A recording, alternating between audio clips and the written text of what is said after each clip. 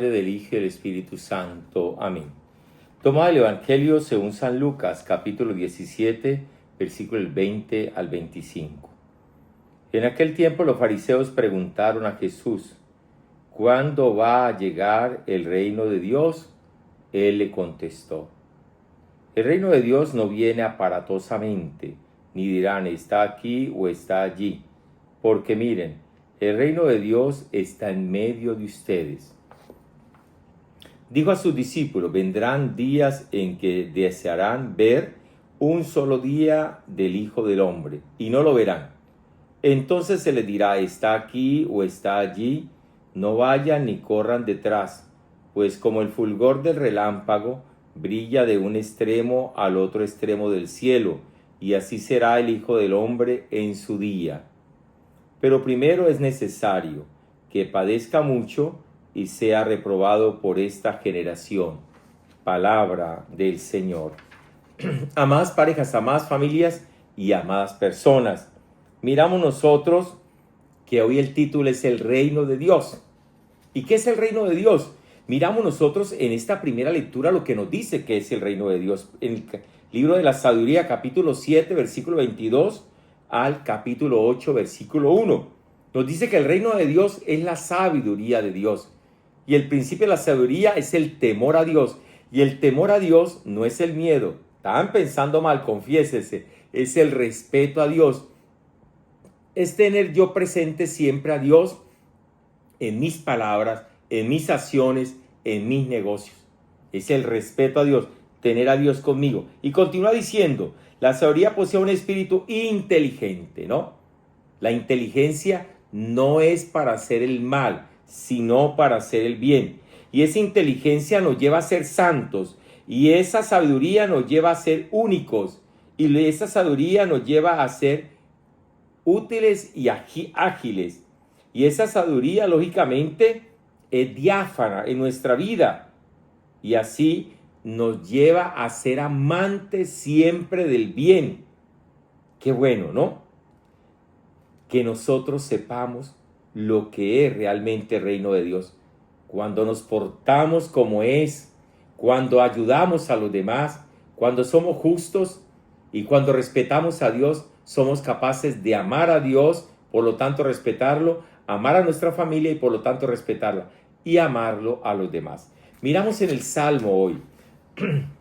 Nos habla el Salmo 118.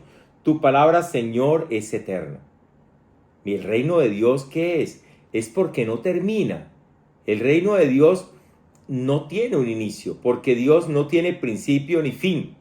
Y ese reino lo ha implantado Dios siempre. Nosotros hacemos parte muy poquito y muy grande al mismo tiempo de ese reino de Dios. Es eterno. Recuerde, cuando hablamos de la vida eterna de nosotros, inicia el día de nuestra muerte y nunca termina, por eso es eterno. Miramos nosotros, dice así la palabra del Señor, es eterna. Nos dice la fidelidad demora de generación en generación. Fidelidad. Es que yo soy fiel a Dios cuando soy fiel a mi esposa, al esposo.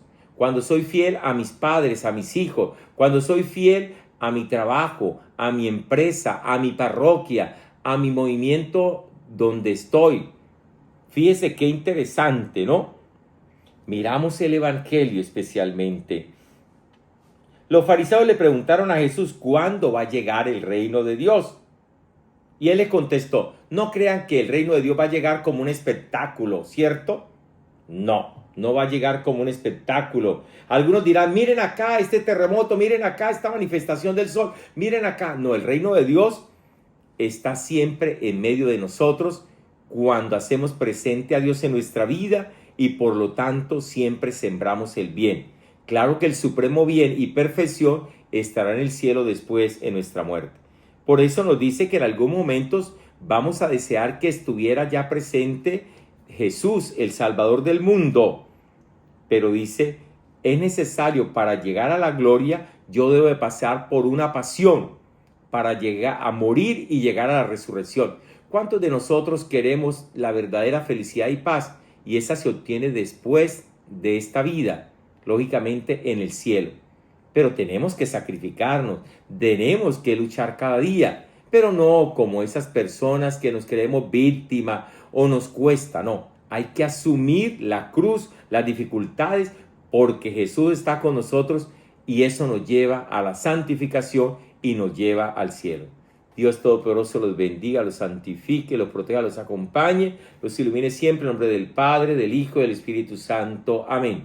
Quiero pedir mucha oración. Hoy comenzamos en la Arquidiócesis de Cartagena con el señor arzobispo, Monseñor Francisco Javier, todos los sacerdotes de la arquidiócesis, más de 130 sacerdotes, diáconos, seminaristas, no solamente de la arquidiócesis, sino de todo el seminario provincial, laicos, 3 laicos de cada parroquia. Vamos a estar jueves, viernes y sábado, mientras que Cartagena está de fiesta. Nosotros estamos evaluando el año pastoral y programando el nuevo año y escuchándonos todos en comunidad. Seremos más de 600 personas durante estos 3 días. ¡Qué maravilloso! Les digo esto para que oren por nosotros, para que el Señor nos siga tomando y hagamos la obra de Él.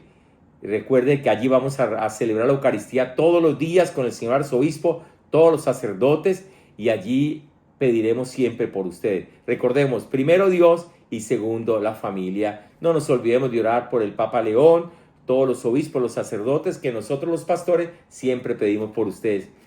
Feliz día para todos.